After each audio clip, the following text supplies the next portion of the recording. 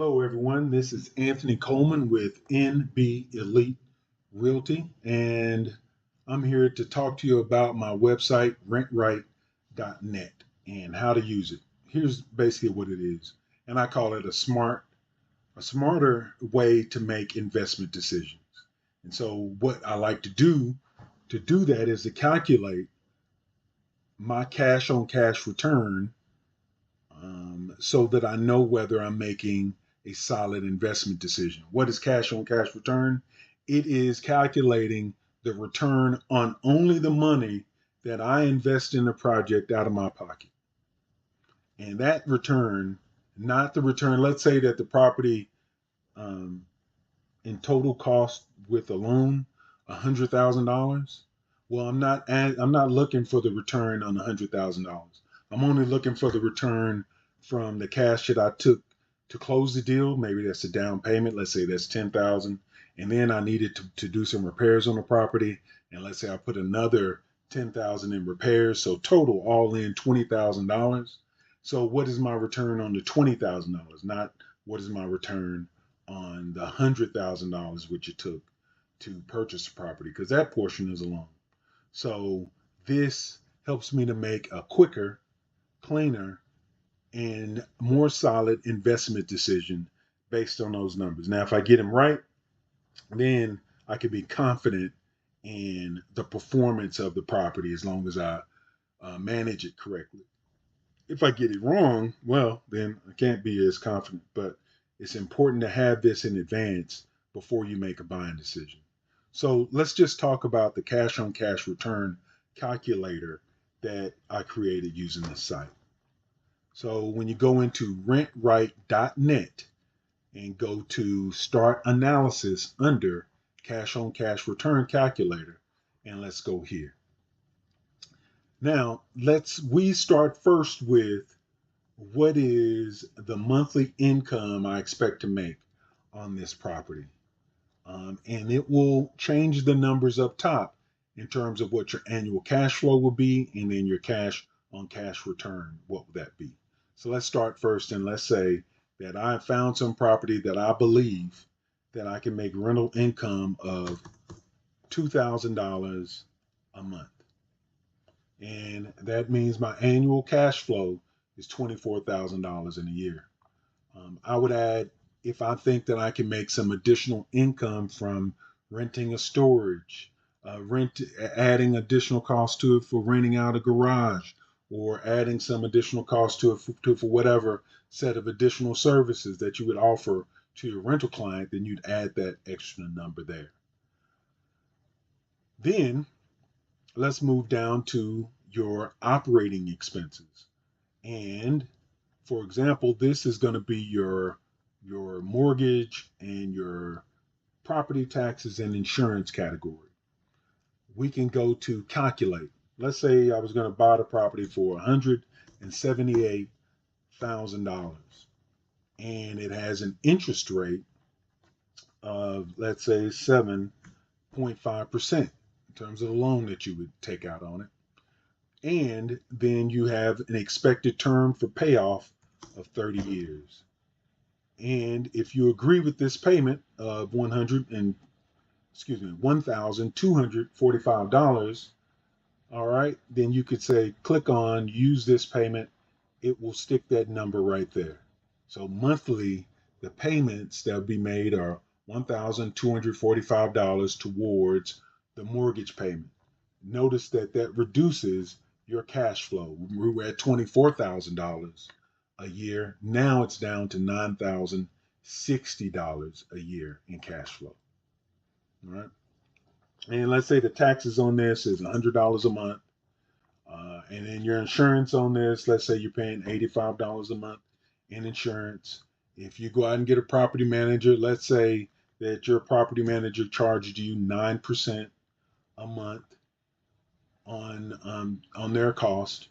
And then you have some money that you're setting aside and you expect for monthly repairs. Let's go with $75 a month. Vacancy rate of, let's say, 3%. and HOA fees. Let's say that this property at 178,000 is not in a neighborhood that has an HOA fee, and you could set aside some additional money for monthly expenses, let's say $50. If you notice, as we're adding those numbers in, it's reducing your annual cash flow.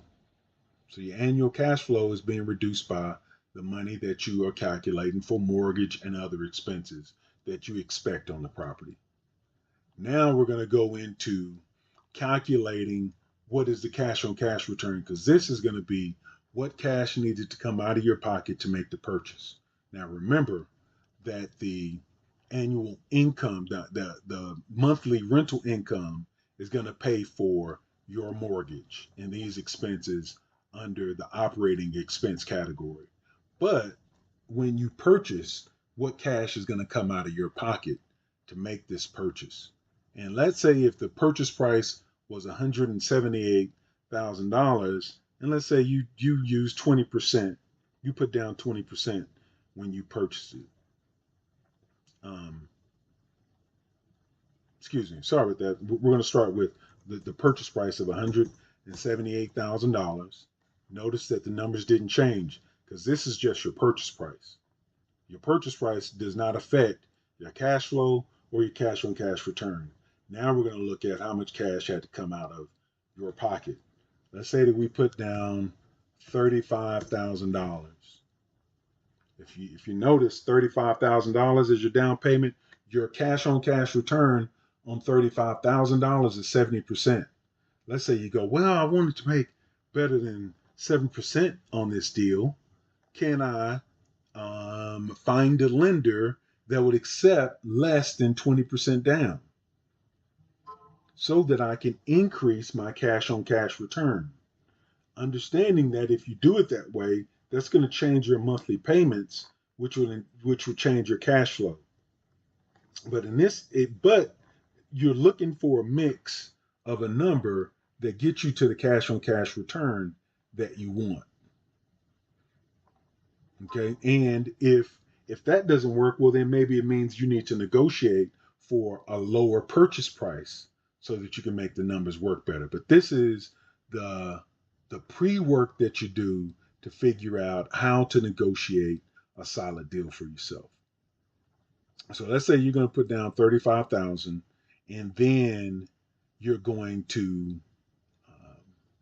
closing cost wise, how much would your closing cost be? Let's just say you negotiated to where part of your portion of the closing cost is $3,000, and if you notice, that's changing the cash on cash return to 6.5%. Your initial repairs, and I promise you, if you purchase a property in the Dallas market for $178,000, you're likely going to have at least some repair costs going in. And let's say it's $3,500, reducing again, because this is the cash out of your pocket, your cash on cash return to 5.9%.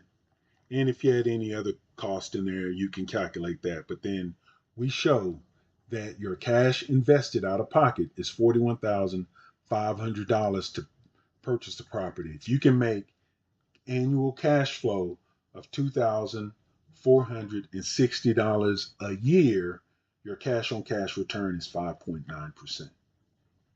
The strength of this RentRite.net site is figuring out what your numbers are before you make a buying decision. And once you know those numbers, you may try to negotiate for a cheaper sales price, because you may say to yourself, well, I really need to be at a higher return on my cash on cash in terms of my cash on cash return. So if your bank still wants you to put down 20%, if let's say you can bring this down to $30,000 because you have to put down 20%, then you can improve your cash on cash return by putting down 20%. Or, 20% will be, that's on $150,000.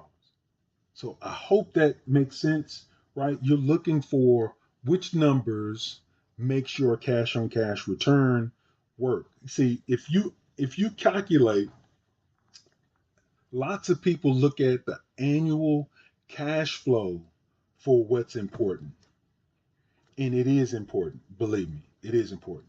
But what's also very important is that this this property, when you make an investment buying decision, does not continue to ask you for money on a regular basis. Let me give you an example. If you were to buy Apple, the stock, Tim Cook won't call you when Apple is having a problem managing its business and ask you for additional investment capital to continue to run.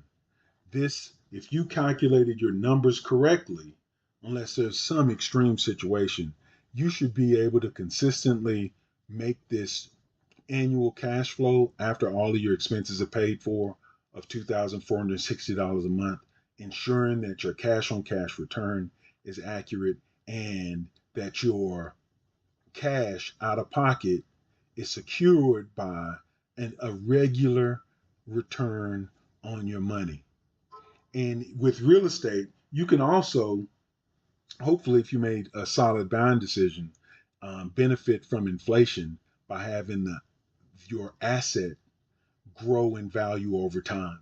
If you negotiated them down from $178,000, which was the original price, you may even go into this deal with equity.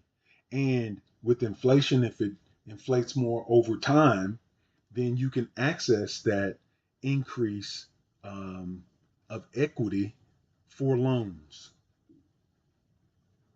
So hopefully that made sense. Again, this is RentRite.net. This is the cash on cash return calculator. Check it out. See what you think. Add some comments below. Thank you very much for your time.